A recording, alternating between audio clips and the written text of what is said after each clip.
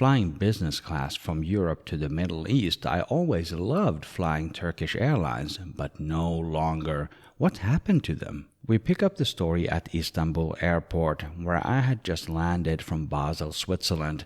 Also on Turkish Airlines, that flight was about an hour delayed. My destination today is Abu Dhabi, the capital of the United Arab Emirates, where I have been a half a dozen times in the last 10 years. If you go, do not miss the Grand Mosque. It is stunning. At Istanbul Airport, everybody has to go through security, even if you're just transferring.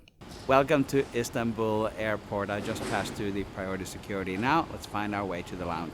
Istanbul Airport is vast. It's bright. It is in many ways beautiful. It opened in 2019 as a replacement for the older Atatürk Airport, which closed for scheduled passenger traffic. Welcome to my channel, Markus Travels. I have a long history flying Turkish Airlines through this airport and the old one as well. I've been an elite member of Miles&Smiles for 10 years. Miles&Smiles is the frequent flyer program of Turkish Airlines, and elite is their star gold level. I paid for this trip myself and received no special treatment, which is a little bit weird because in the past, Turkish Airlines has been really good at recognizing their elite members. On this trip, they actually changed schedules so that I had to rebook this entire trip from November 2022 to January 2023. Welcome to the Miles&Smiles Lounge here at the Istanbul Airport. This lounge is available for Star Gold members and TK Elite like myself, and then there's a separate business class lounge down the street. The Miles&Smiles Lounge is in many ways absolutely fantastic. There's a movie theater, there's a popcorn machine, there's a racetrack for your cars, and there's luggage storage. The catering is outstanding and among the best in the world. For starters, you have these vast salad and meze counters. There's probably a dozen different kinds of hot items cooked in front of you. You can get handcrafted Turkish coffee, which goes nicely with these mountains of desserts.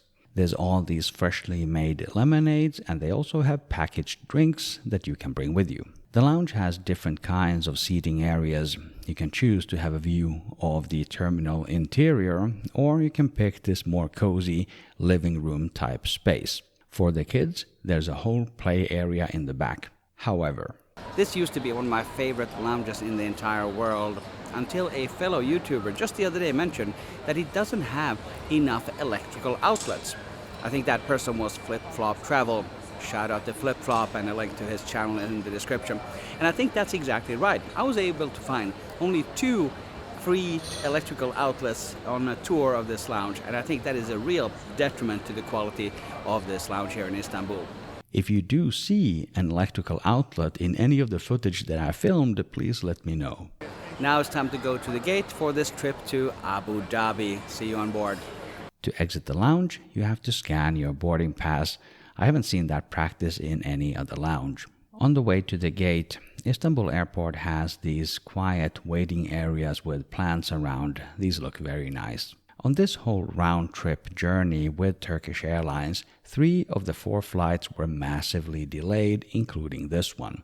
Delays happen, of course, but in this case, even 30 minutes after the scheduled boarding time, there was no information about the delay shown. This is very poor communications from Turkish Airlines, especially taking into consideration that this is their hub airport. As we board, I'm switching to my phone camera because Turkish Airlines didn't like me filming with my big camera on the previous flight. Let me know if you can tell the difference. On this flight to Abu Dhabi, our aircraft today is a narrow-body Airbus A321neo. And the seat is just a big chair, similar to what you would call first class in the US. It didn't used to be like this. Turkish Airlines used to have wide bodies on their flights to Abu Dhabi and to Dubai with proper lie-flat beds. That's what I've flown in the past. My seat today is 5 Delta on the aisle side. The seat is pretty basic, but this cabin is more modern than the one that I had on the previous flight over from Basel. At the top of the seat there is an adjustable neck rest, and there is a tiny privacy divider between the business class seats. The tray table is housed in the armrest on the left-hand side, and it pops out quite violently. You can use the table in half mode or full mode. On the right-hand side of the seat, I have the basic seat controls, the headphones, and a power socket. Here you can see how much the seat reclines, as in not so much, but it's still a somewhat comfortable seat.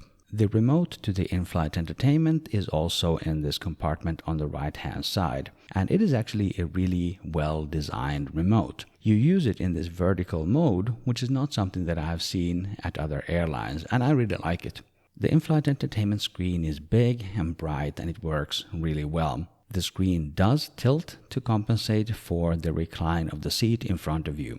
The system has a really versatile flight map that you can enjoy in many different modes. You connect the headphones to the jack, which is super awkwardly placed on the right-hand side, inside the compartment.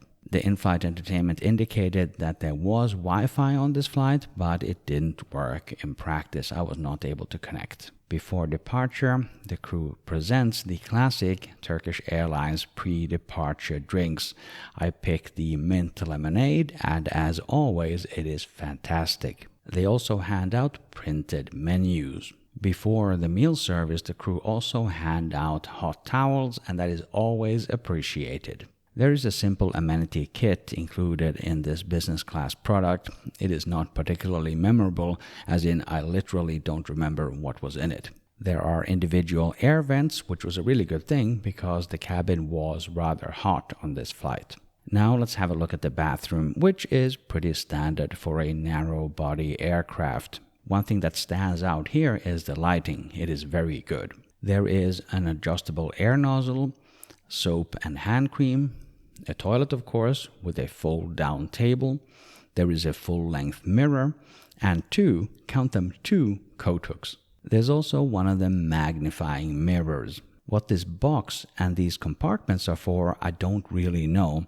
And those compartments are really worn out. Somebody must be using them for something.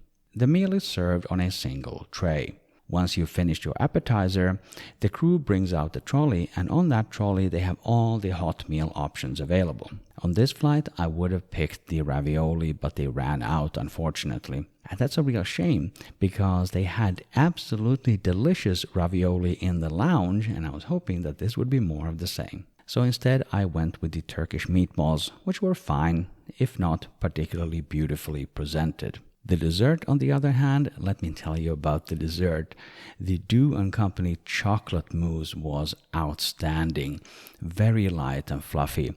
It had some refreshing notes of something that wasn't quite citrus. It was wonderful. The cheese selection, on the other hand, I found a bit dry. There is one mistake that I made that you should avoid, because I almost missed out entirely on the dessert. The crew wanted to clear away the entire tray after I was done with my hot meal, even though I hadn't even touched the desserts. I guess I should not have placed my knife and fork to the side as an indication that I was done. I had to fight to keep my dessert. My main problem with this specific flight is the lack of lie-flat beds. When you're flying from Europe to the United Arab Emirates and the competition offers proper business class seats that go flat, this narrow body, big chair only nonsense just doesn't cut it. I've had great experiences flying Swiss and even Lufthansa on this route to the Middle East. And since Turkish Airlines has downgraded their hard product, I cannot recommend it. For the other reason why I no longer recommend Turkish Airlines, click or tap the screen right here. It gets a lot worse than I talked about in this video. Thank you for watching Markus Travels.